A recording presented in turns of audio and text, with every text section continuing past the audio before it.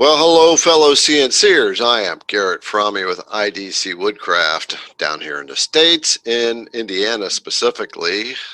And this podcast is about CNC routers and what machine you should get. And so my partner here, Bill Keys, up in Canada, say hi, Bill. Hello.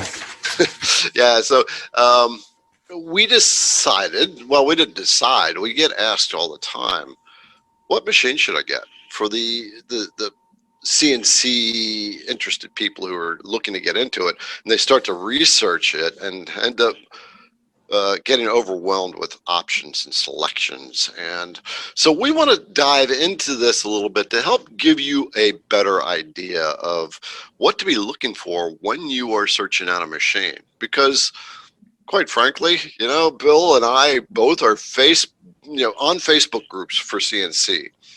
And Bill, what's the number one question that the beginners ask? What machine should I buy? Yep. And what kind of answers do they get? Very many answers. Yeah. So, yeah. Basically, by the time I'm done reading the answers when people ask that, is I am more confused because there are so many brands out there. In fact, I tried to come up with a quick list of all the different brands. And so here you go. I'm just going to fire these off. You have Inventables with the X carve, right? The Bob CNC, Avid, Workerbee, which is what, Ooze Nest? I don't even know how you pronounce the name of that company. Shipoko, Onefinity, Open Builds, Shark, Long Mill, CNC for newbies. And that's just the beginning of the list. So there are just so many to pick from, and that's the first thing that I think creates confusion. So what we're not going to do here is say buy this brand, buy this machine, because we're not here to favor companies. We're here to give you the guidance so you can figure out what you want for you and what your intentions are, and to help you kind of look a little bit further into the future as to what you might want to be doing. Because what I see often is people buy based on budget and don't really see certain factors that will jump out fairly quickly.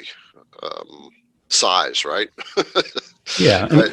A good way, everybody wants to jump on a Facebook group and ask a question, and just know that if you're on a specific Facebook group, if you're on the Long Mill Facebook group and you ask them what they think about their machine, 95% of the responses you get are going to be positive. You don't go on that group and ask them about other machines. Everybody's there because they use the machine, they like the machine, they're going to support that group. So just be aware that when you're on these different Facebook groups, everybody's machine is the best. Yeah. Yep, absolutely. So probably the first thing to do, just based on what Bill just said, is pull back. And you can go onto Facebook groups and ask people, but you might want to reconsider your question. So here's what I see all the time, and I know Bill sees it too, is here's what they say. They say, I know this question has been asked a million times, but what machine do you think I should get? Or what do you think about this machine? And yeah, everybody's got answers. So, and no answer is the same. You really need to ask yourself a few questions before you even ask that question to somebody else. So if you can't answer a few simple questions like, what are you planning on making? What's your budget? What type of skill level are you? You need to look at those basic questions before you can even ask, what kind of CNC should I buy? Yeah, and the other big question is, what is your intention with it? There's basically two intentions people come into this thing. One is a hobby and the other is to make money. And those are key to selecting the machine that you want. Why don't you talk about that a little bit, Bill, the hobby versus side hustle versus full-blown business, and how somebody should look at themselves in this kind of aspect to help them start to define their machine. Well, I mean, I guess there's a couple ways to look at it. There's the I know nothing about this. I'm very interested in this as a hobby. I want to get my feet wet. There's people that have a little bit of knowledge, a little bit of design background. They're a woodworker on the side, and they want to get a CNC to make signs. It could be a laser. This could apply for a plasma cutter as well. You could be a welder and you want to get a plasma table. So there's all these different angles to look at it. So saying that it's a hobby doesn't mean that you are going to go get the cheapest machine that you can find on Amazon. It can also mean that you're going to take it a little more seriously.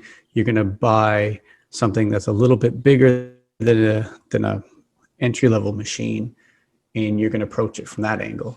And if you're really serious about it and you're looking this as a business making venture, even though it is at home as a part-time gig, you might consider an even upper level machine that has better hardware, more support, better software. That you can contact somebody the moment that you have problems, and you're gonna have somebody to answer questions instead of relying on the internet.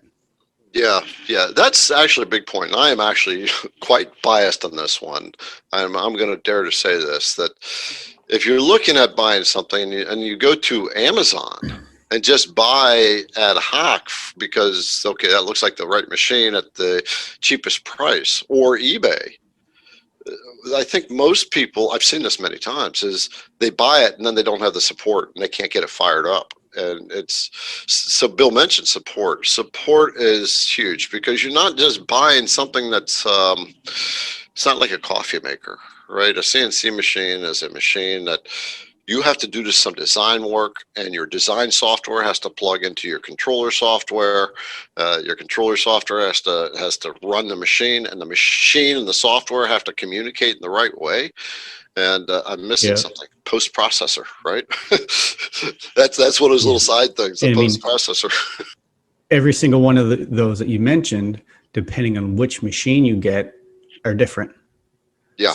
So you can't just buy a machine off of eBay and expect to plug it into your old laptop that's running Windows 98 and have it to work. And the same thing, you can't expect to plug that into a tablet that you use on the weekends to watch movies. So a lot involved. That really so you really need to do a little bit of homework. That actually taps into one of the things I've got written down here, like the usability, the easiness of it.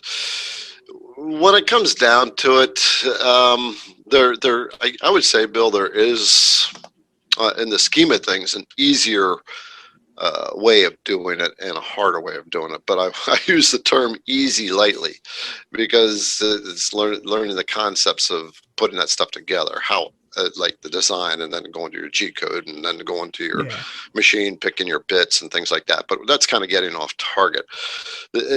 Let's step to what you want to do with a CNC machine. Do you want to use it for a hobby? Is this a side hustle machine?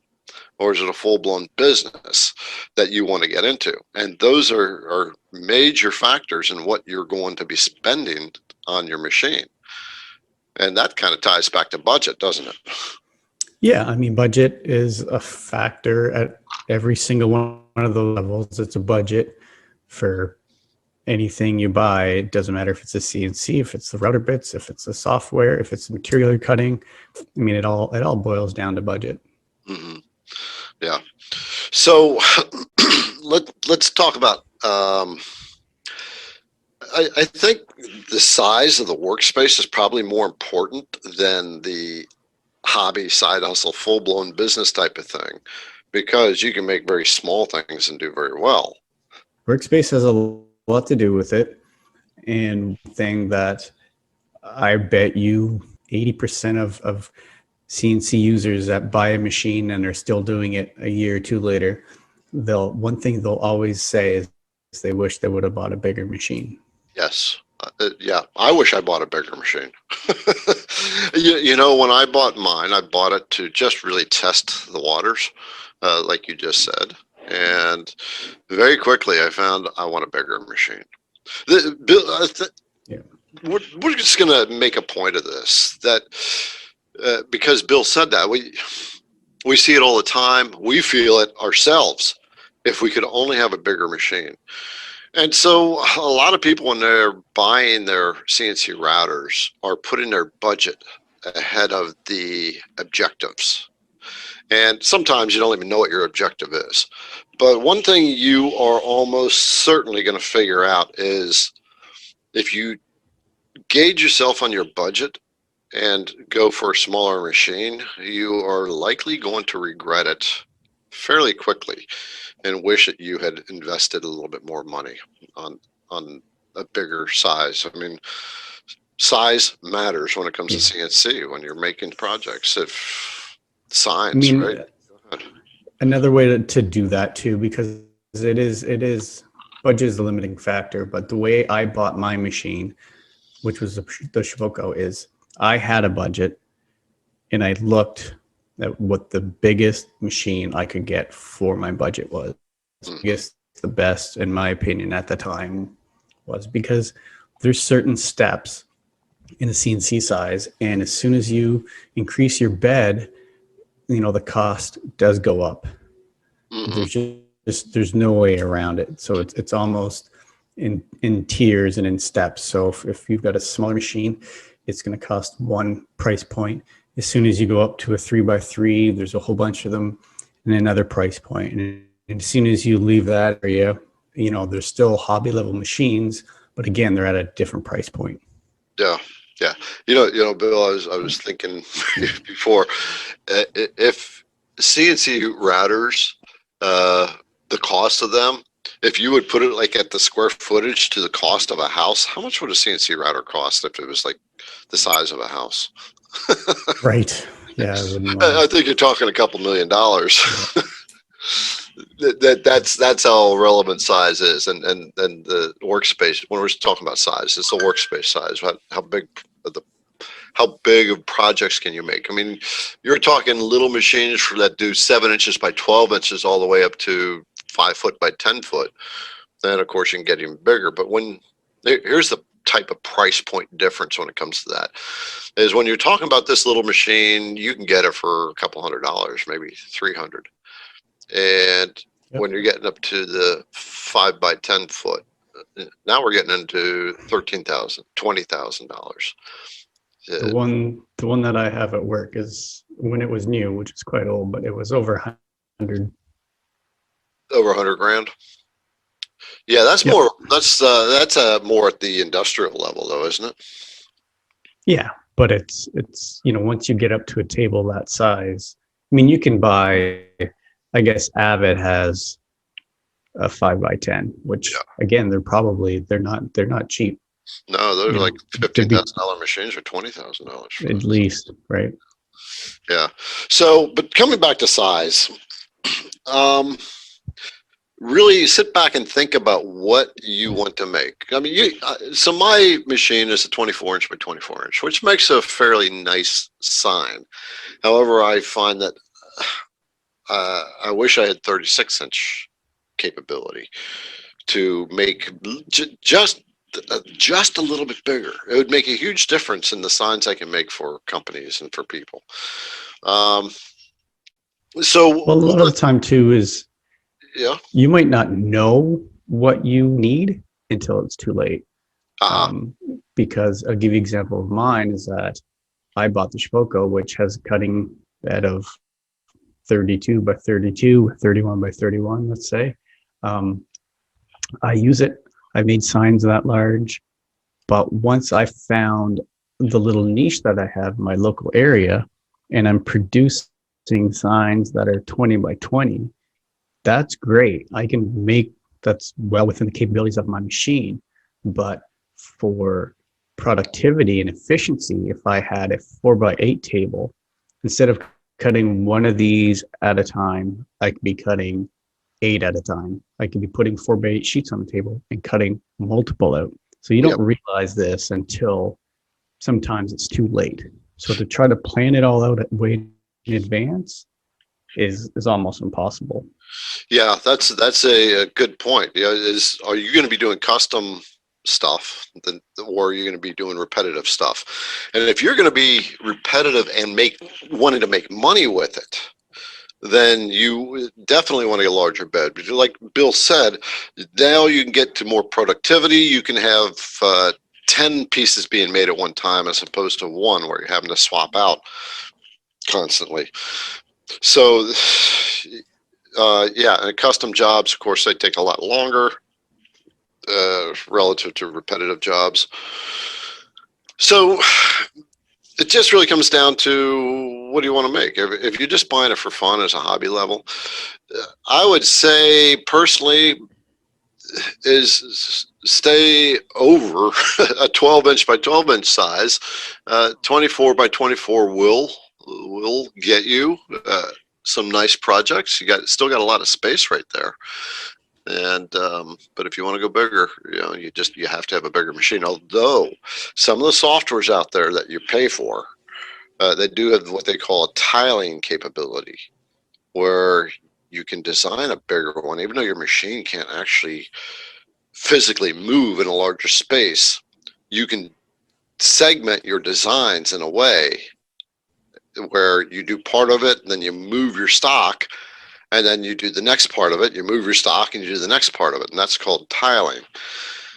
So there are ways around having a smaller machine. Yeah. So repetition versus custom, hobby versus side hustle versus full-blown business. If you're doing this for a full-blown business, you're getting into some serious stuff, and you really want to do your research. Of course, I think most people that are planning on that, they actually do a lot of deep research to do that. Oh, yeah, sure, at least that's what I've noticed. The hobby level, the beginner who is just, okay, cool, there's a CNC machine and it makes amazing stuff. Really gauge what you think you want to make in the long term. And you probably want to think a little bit bigger as far as size from that. And that'll just give you a little more flexibility. One of the other things is the support. We talked about this a bit before.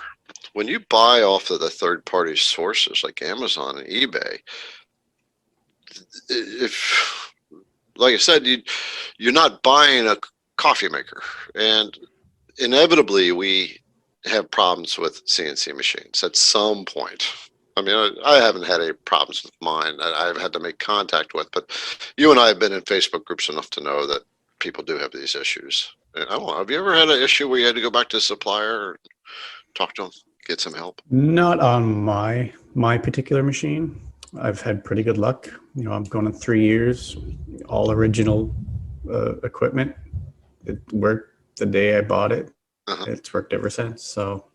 But I mean, some people do. It's just the way it goes. But right. I mean, like you said, support is very important. And I know from my end, like the Shapoko support that I've seen on the Facebook group is, great, and people rave about it. So that's something to consider when buying a machine. Like you said, if you can go on some of the China sites and you can get yourself a $5,000 CNC from China, that doesn't mean it's going to work. No. And I don't know what kind of support you're going to get. The time difference is, 8, 12 hours. I'm not sure what it is. Right. So having a reputable company that wants to back their product and have a happy customer at the end of the day, you need to realize when you're buying a machine, you're paying for that too. Yeah, absolutely. Neither one of us can stress this enough, that probably the biggest thing that you want to pay attention to is the support that the company has, how they deal with their customers. So when you're buying off of third parties, you really want to check that out. It boils down to your skill level as well. When you're looking at a hobby machine and you're looking at the pricing, how much skill and knowledge do you have? Are you comfortable, tackling hardware issues? Are you comfortable, setting up and installing your own machine? Are you comfortable installing software and troubleshooting computer issues? You need to look at all these answers and realize what level of support are you willing to pay for. Yeah, yeah. That's an interesting note because most people don't have that comfort level and realize that they're going to have to deal with some of the technical issues like that as they get their machine set up. And so, yeah, you want that kind of support. I get that kind of question all the time, and I refer 'em back to the company I bought it from. You know, I teach CNC for beginners, and I do one-on-ones with people who are just getting started. In fact, if you're interested or just brand new, I'll put a link down in the description of this podcast where you can schedule time with me to help you get rolling. People need help. There is no one-on-one out there. The point is I'm not a technical guy that can solve the technical problems. You know, I am a CNC design, and what bits you want to do, how you're going to go through your design. I mean, I'll help people pick out machines. Yeah. Yeah. Uh, There's so many different variables out there for all these different machines, and even the more and more machines that are coming on the market that are making their own software. You've got to deal with them. They're very unlikely that you'll be able to buy a machine that uses a completely third party software and be able to call somebody down the street to help you troubleshoot it. mhm. It's, a lot of these things are new to a lot of people, and I've been doing this for 12 years, and I couldn't answer half the questions I see. Right, right. One of the things that you'd want to consider in your machine is the robustness of the machine, right?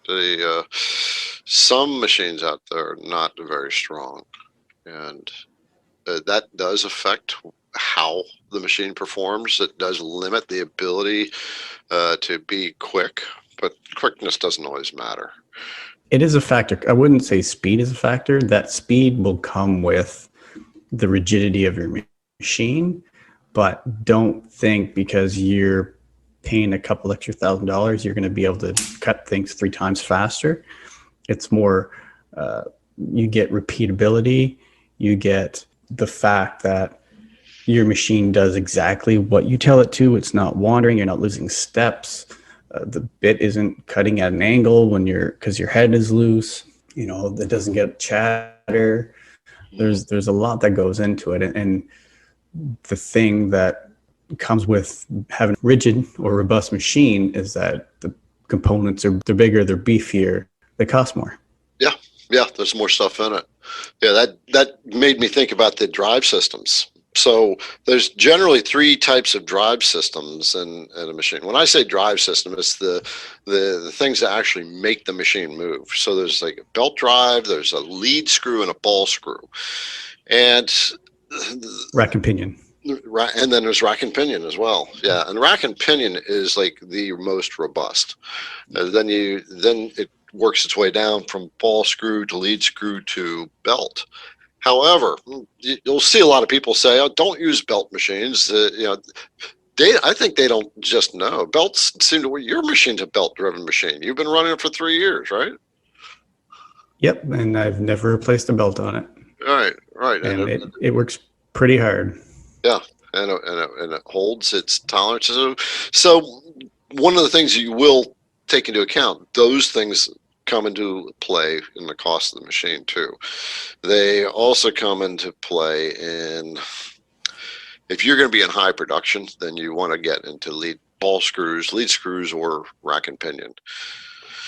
So because they're just more durable over long haul uses. So I'm not sure if we helped people out here in this machine selection because it is such a tricky thing. So one of the things you have is the budget, and you can expect to pay for a baseline decent machine $1,000 and get comfortable with that, maybe a couple $1,000. And typically a desktop CNC router tends to range between maybe 1,000, a good one with a decent size to it tends to range between $1,000 and maybe $7,000 or $8,000.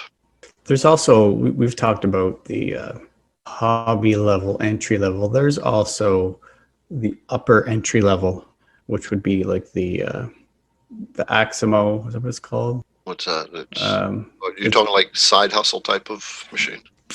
uh, well, I mean, some people do.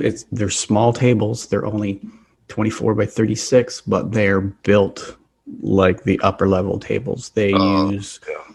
you know, linear rails, pinions, or lead screws. The motors are larger. They're bigger machines.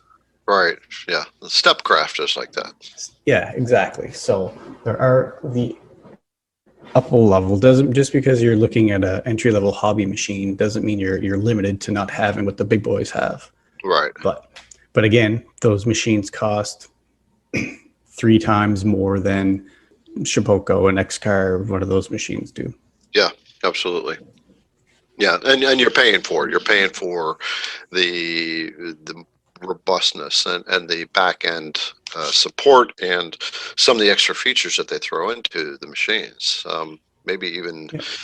more rigid all the way around. No, Yeah. you would expect that. You would totally expect that. Exactly. But again, it all comes down to, I mean, my advice to anybody looking for a machine is start with your budget, start with your skill set, start with what you want to do with that machine. What are you expecting that machine to do? Narrow it down to a few categories, because every time you narrow it down one step, you're eliminating a few machines here and there. And then you're going to find yourself with 2 or 3 machines to pick from. Hmm. And when you get to that point, that's when you turn to the Facebook groups. This is actually Exactly. a good lead. You turn to the Facebook groups and just watch, scan through. Don't ask questions. Scan through, and people will start.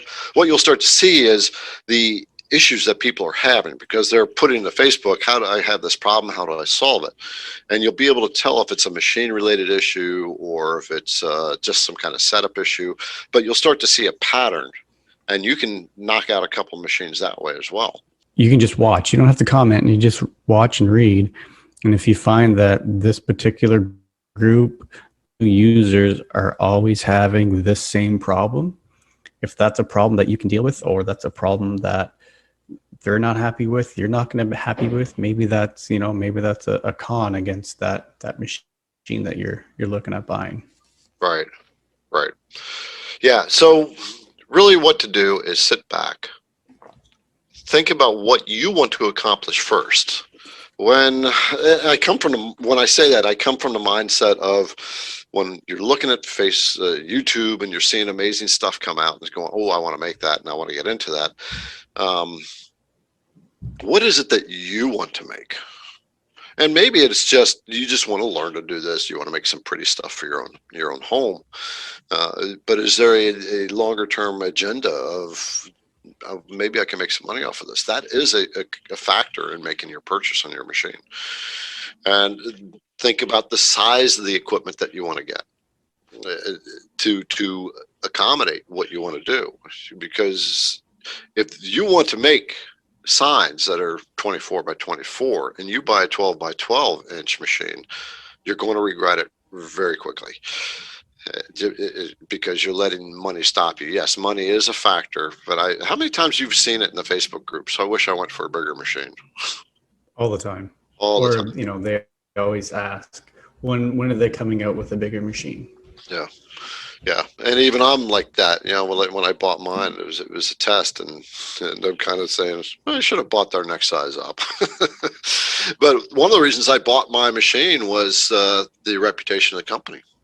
Right. And I was floored. Very, very good. Another thing you want to take into account too when you're buying this stuff is you do have after stuff you have to buy when you buy a CNC router. You need to buy router bits. And it's interesting. Now, I've seen this many times where people will buy the machines. They'll spend $3,000 on the machine and they'll cheap themselves out on bits, right? Buying some of the cheaper Chinese-made bits that cost $5. And then they're getting crap work out of it and they hate their machine. And it's not the machine. It's the quality of the bit that you're buying. That makes a huge difference. And and that's something Bill and I were talked about when we first started talking about it, and started sourcing router bits. How can we get good bits to people that are reasonably priced? And so we finally, we did it, and we found a manufacturer in the U.S. and then we source bits because it makes such a huge difference. Bill, have you ever bought any cheap bits and tried them out? I have, and honestly, I've got different results. I've bought some Chinese bits that were great Mm-hmm. for what they were, though. You don't expect to pay, $10, $20 for a bit, and you don't expect that bit to last 6 months. You just doesn't happen. If you want a bit that's going to last 6 months, go pay $100 or $120 for it. Yeah. But Yeah. The market is flooded with these cheap Chinese bits, and if you're a new beginner, maybe that's an okay place to start. But as long as you know your results are going to vary, you might break one, and they are what they are. They're cheap Chinese bits. I mean, there's no other way to put it. Right. Right. But Yeah. that being said, I'm sure that a lot of these big companies get their bits made in China. Oh, absolutely. Now, so we have to be careful here because because it's from China doesn't mean it's bad quality. No. It's yeah, a lot of. I saw one of the top brand name bits I bought, and I'm looking at it going, this was not just a Chinese made product, but it was made like crap. But Chinese, there are very good products because companies do hold them to standards, and so we just want, it's when you're paying $5 for a bit, you are going to get $5 worth of quality out of it, or it's going to vary. And I saw one not too long ago. Someone bought one. It was a what do you call that bit? It's a really wide curve bowl type of shape. Bowl bit? It's not a bowl bit. It was intended more for like molding, doing the curves on molding. Oh, yeah. Yeah, it's just like It's like just it's 3 inches. different angles. Yeah, it's 3 inches wide. It just had a nice long curve to it. And anyway, it was bent on the shaft. That thing was running and it bent on the shaft. Right? There were two reasons for that. Number one is they had it sticking out too far. You're cutting such a wide area because there's so much counter force. And two, it's not a high quality bit. There is sacrifice in price, and so you just want to be aware of that. Yeah, you can start off with cheap bits. I don't discourage buying really inexpensive bits, especially if you're brand new. I did that, right? Brand new, testing it out and see what you can do with it. And when you're starting to cut things like walnut and mahogany and things like that, you want to make sure you start to steer away from those and start using your higher quality bits. Yes, I mean if you're putting high quality material underneath your machine, you want to be using high quality bits. Mm-hmm. Yeah. If you're interested in seeing what is available from Bill or I, you can go to our websites. They are listed down below in the description. But his is he takes care of Canada, and I take care of the United States. So we've got almost all of North America covered, Bill. Okay. Yeah, yeah. So let's kind of wrap this up. So we said budget, right? What do you want to do with it? Get a clear picture of where you'd like to go with this and buy based on that. And keeping a budget, but I would say don't let your budget choke you on your choices, because that usually turns into a regretful decision of not buying a big enough machine.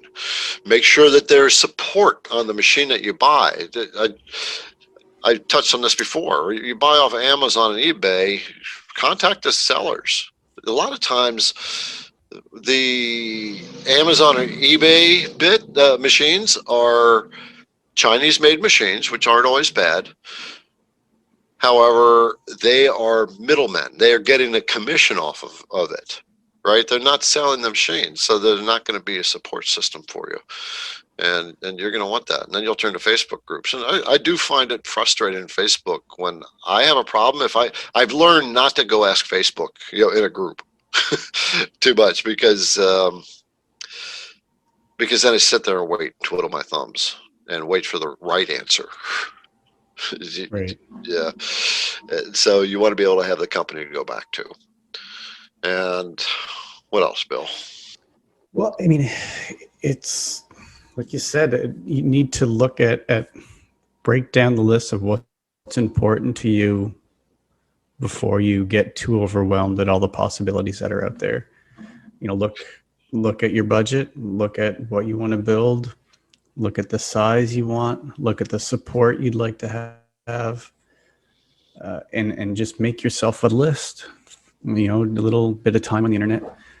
Some YouTube searches, some Google searches will give you a list of machines, and you can kind of do your research and see what the price is, and then you can kind of just start putting them in categories. And that's the best way to really tackle that. Mm-hmm. I have had a survey out there for a while. If you have a CNC router already, I'll put a link down the podcast too to take a survey, and it's for people who own CNC routers to give feedback on what they think. It's actually it'll probably take about 10 minutes to fill out, but I've got 440 responses so far. I want to hit 1,000 before I post this on my website. I'm just going to the Facebook groups. Please fill out this survey, and it's for the different brand machines, and I am getting good feedback.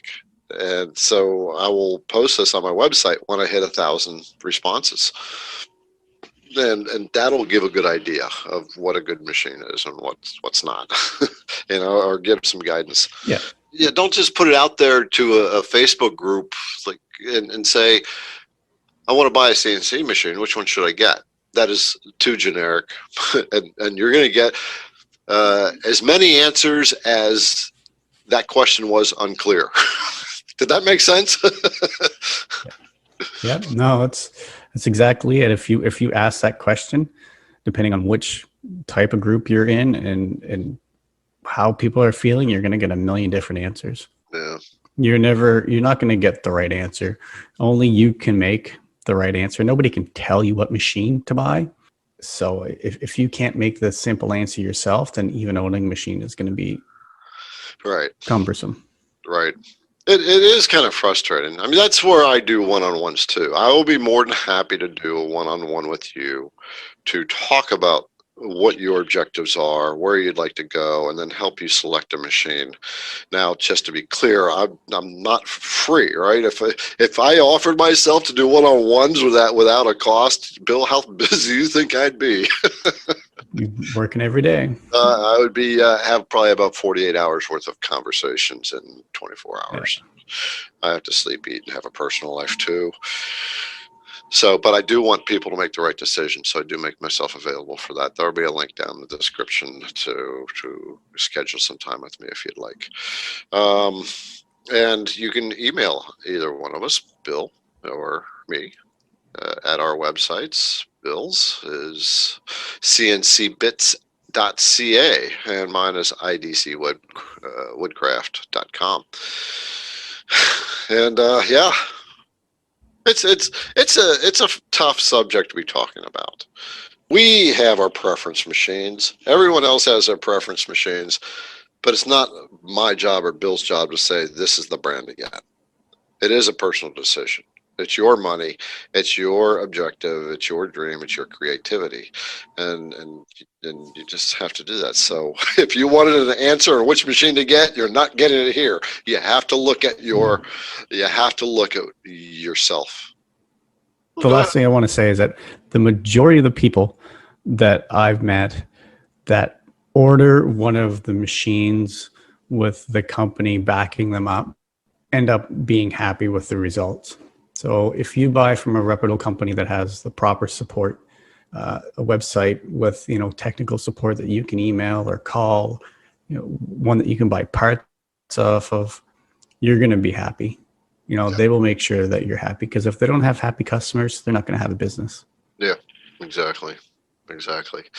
To wrap this up, CNC routing is a very enjoyable um, hobby, business, because you're exercising creativity. Getting there can be enormously frustrating sometimes because you're learning lots of new stuff, but that's part of the journey.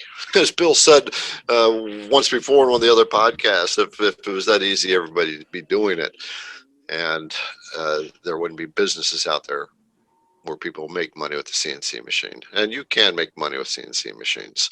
And if that's an interest, then join the CNC Entrepreneurs Facebook group. Right? That's what we started that for, is with the mission of helping CNC machine owners make money with their CNC machines, helping each other as a collective. So yeah, lots of different things to take into account. But of course, we're right back to the beginning. Which machine do you get? It's a hard decision. Yeah. But be a little defined, or create the definition before you start.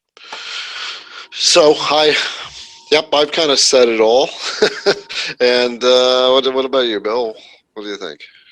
Oh, I think we're good. I mean, if anyone has any questions, feel free to reach out to us. But just hunker down, do some homework, and make the best decision you can. Yeah, absolutely. Absolutely. In the end, you'll enjoy it. You'll enjoy the process of getting it. You'll enjoy the excitement of ordering it and waiting for it to come in the mail and then setting it up, all in anticipation of making that very first project. And then when that first project comes out, it's a wonderful feeling. So that's the journey, right? And then you start to create more and more and more. So in everything we said, don't let it skew you away if it became kind of frightening, because we said a lot of things here. Keep going. From my perspective, the CNC thing is a creative side of us. So therefore, it's like a fulfilling spiritual kind of thing, and let yourself go through that and do it. And what did somebody say in an email recently to me? If you're not learning and learning new things, you're dying. Right. So okay. Well, with that being said, enjoy your journey to getting your CNC machine. Make it a fun, investigating type of experience instead of letting it stress you out, going, oh my God, which machine do I get? Just go with the flow. Go with the flow. All right, this is Garrett with IDC Woodcraft and Bill, have a good day. talk to you in the next podcast.